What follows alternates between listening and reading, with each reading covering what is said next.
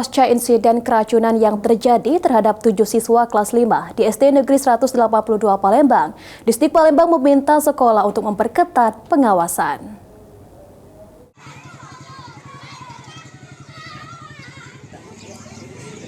Merespon insiden 7 orang siswa yang keracunan di SD Negeri 182 Palembang, Kepala Dinas Pendidikan Kota Palembang, Adrianus Amri, meminta seluruh sekolah waspada jika ada orang tidak dikenal memberikan makanan ataupun minuman tanpa izin. Saat ini seluruh siswa yang mengalami keracunan, terutama yang sempat dirawat di rumah sakit, telah diperbolehkan pulang untuk menjalani pemulihan di rumah.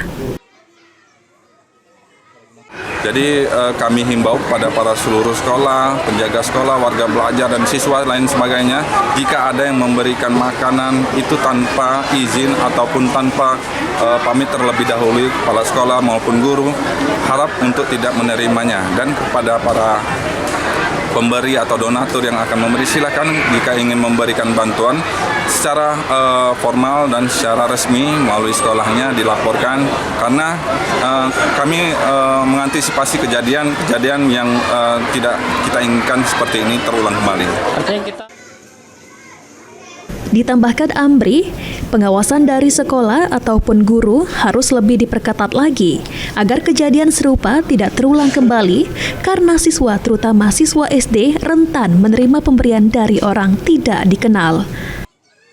Ilham Wahyudi, PAL TV.